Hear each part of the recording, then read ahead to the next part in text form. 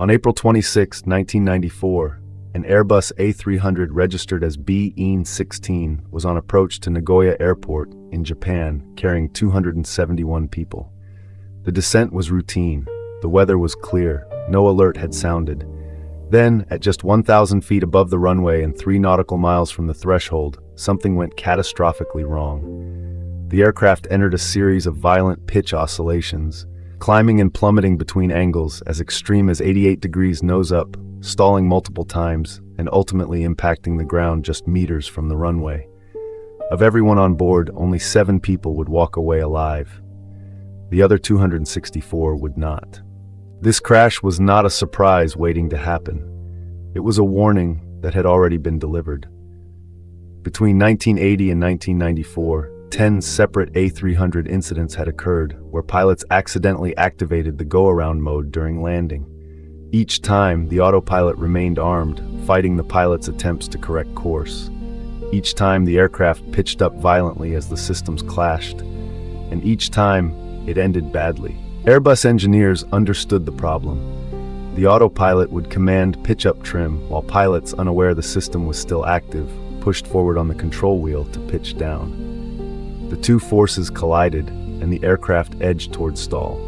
In June 1993, after years of near misses, Airbus issued Service Bulletin A300-22-602. The modification was straightforward: reprogram the flight control computer so that the autopilot would disconnect if a pilot applied more than 15 kilograms of pressure to the control wheel during go-around mode above 400 feet.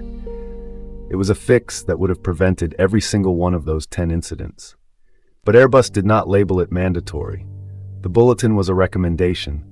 No airline was legally required to implement it on any particular timeline. China Airlines received the bulletin on July 29, 1993.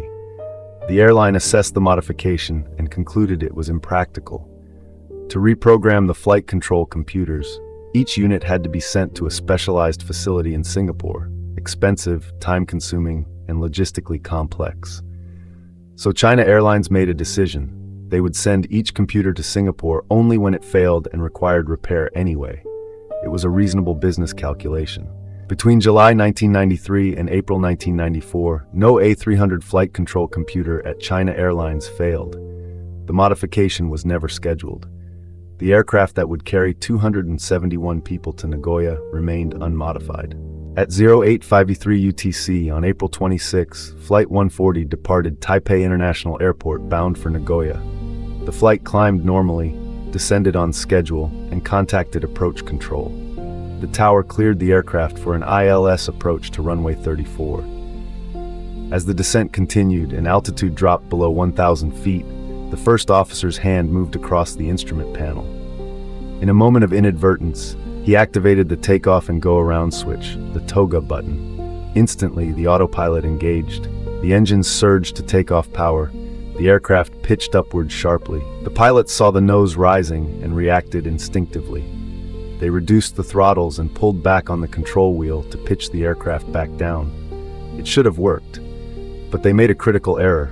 They did not disengage the autopilot. Their inputs were now fighting the computer's commands. The autopilot was telling the aircraft to go up. The pilots were telling it to go down. At 700 feet, the first officer finally disengaged the autopilot. But by then, the trim system, the horizontal stabilizer at the tail, was locked at minus 12.3 degrees, nose down. The tail was now much more powerful than the pilot's ability to control it. With the throttles reduced, airspeed dropped dangerously low. The angle of attack increased.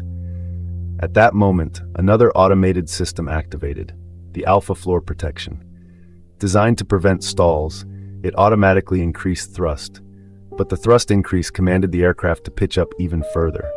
Now the aircraft was caught in a violent oscillation, climbing to 88 degrees nose up, stalling, dropping, and climbing again. The crew, believing the autopilot was still somehow engaged, did not recognize that the trim system had become the dominant control surface.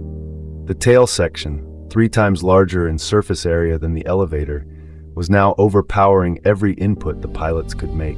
At approximately 570 feet, the elevator's control authority was fully exhausted. The pilots had no more inputs left to give.